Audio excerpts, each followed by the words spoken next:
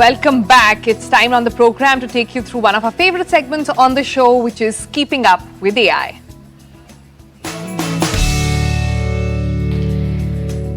Okay, first let's bring you the lowdown. In a landmark move, the United States, the EU and the UK, they've all signed the world's first legally binding treaty on the use of artificial intelligence. The agreement is being hailed as a major step forward in global AI governance, but what does it actually hope to do? It seeks to balance all of the advancements we're seeing in AI tech with the importance of safeguarding human rights. This landmark agreement is among leading AI stakeholders, as you already know, and it addresses concerns that fragmented national regulations could actually stifle innovation within the field. As AI continues to permeate into every aspect of our lives, this historic pact aims to ensure that its development and its deployment are conducted responsibly with clear accountability across public and private sectors. The treaty was drafted over the past 24 months by more than 50 countries, and it essentially adopts a risk-based approach. What that means, we'll take a deeper dive into right here on the show. But what is the biggest significance in a way of the treaty that is relevant to you and I? Well, let's look into that. Well, the treaty arrives at a moment when AI is becoming increasingly embedded in various sectors. It's also raising concerns about privacy, about discrimination, about the potential misuse of AI systems, which we all know there is no control that even governments have at the moment. The treaty requires signatories to be accountable for harmful and discriminatory outcomes of AI systems, respect equality and privacy rights, and provide legal recourse for victims of AI-related right violations as well, deepfake being one such of them. Now, what does the treaty really says? The AI Convention is a result of years of negotiation, like we pointed out, and the key here is that developers like UK, US, EU, along with other participants such as Japan, Canada, Israel, Australia, and several others, are going to look into it as a global norm. India, as we'll talk about on the program as well, has often said that they're not looking at a separate law or a separate, system on AI. They will follow what the global jurisdiction or what the global law really is.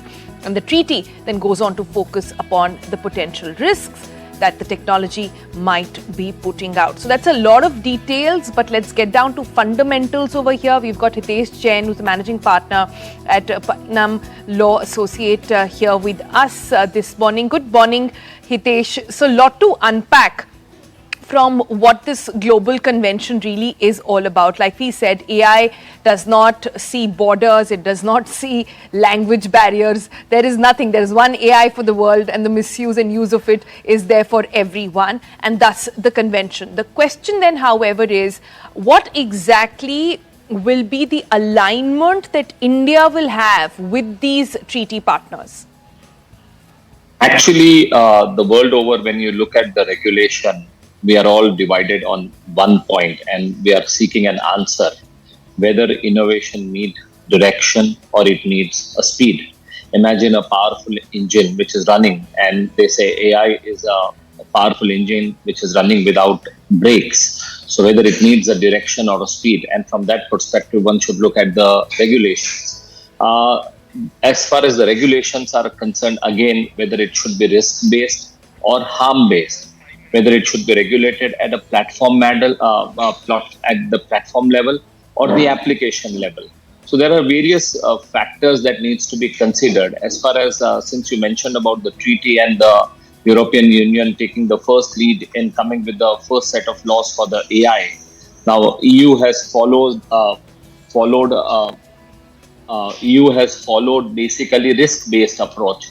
While if you will look at United States, which is also a party to the treaty, they have followed a more decentralized and a sectoral based approach.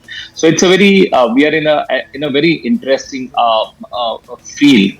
But I guess there is one commonality amongst all the member countries of treaties, or even if it is India also, that it should not cause any harm to the human beings. So the harm-based approach and the risk-based approach, the combination is something we are looking as an approach towards the regulation for the AI. But just tell us, what do you actually think, Hitesh, of the laws themselves? The reason I'm asking you that is because they've tried, for example, to steer off certain domains. National security, any AI related to that, for example, they're not trying to touch. What do you think of the way in which the laws have been constructed? This has been years in the work.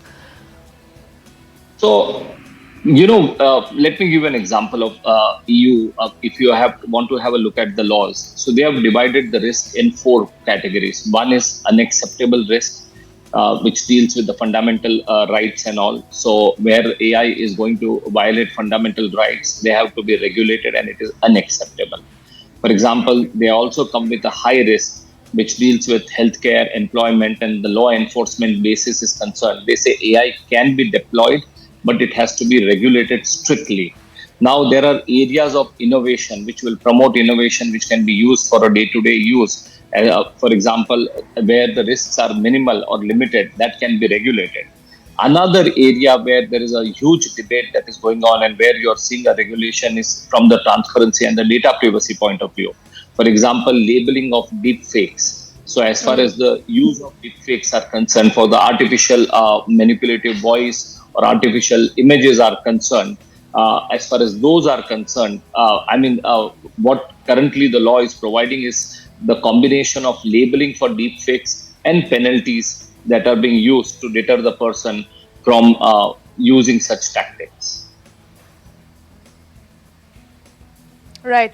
So, Hitesh, but when it comes to AI, the major question that everybody wants to understand here is where does this apply? Is it going to be the platform? Is it going to be the person who's engaged in malpractices? Where do you go? Because we are trying to sort of, get into a situation where we don't know where it applies to even cybersecurity for matter. So AI is a different demon altogether. I think this is a great question, and I'm glad you asked such question, whether it should be regulated at the platform level or the sectoral or the human level.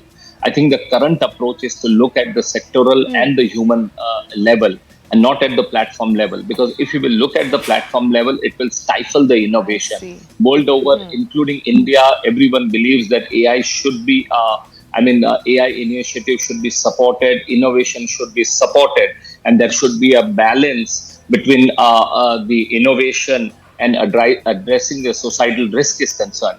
So the approach is more on the app-based or the human-based and the user-based approach. And there also, I guess there are three parameters. One is looking at for the safety. One is looking at the privacy. Also, India has enacted the DPDP Act, and most of the countries are also having the data privacy laws. So that is also going to be interesting, because how it is going to play out and what will be the approach of the data privacy laws, because as far as the AI is concerned, since it consumes a lot of data, it uses a lot of data, so it is going to run into the trouble with the privacy sector also. And therefore, there is an importance for the app-based or the human-centric approach and not a platform-level approach. Hitesh, thank you for joining us. Thank you for shedding perspective on a slice of news that caught our attention, but we were, of course, confused and interested to understand how laws could actually come into play here and help the way in which the world processes and understands AI.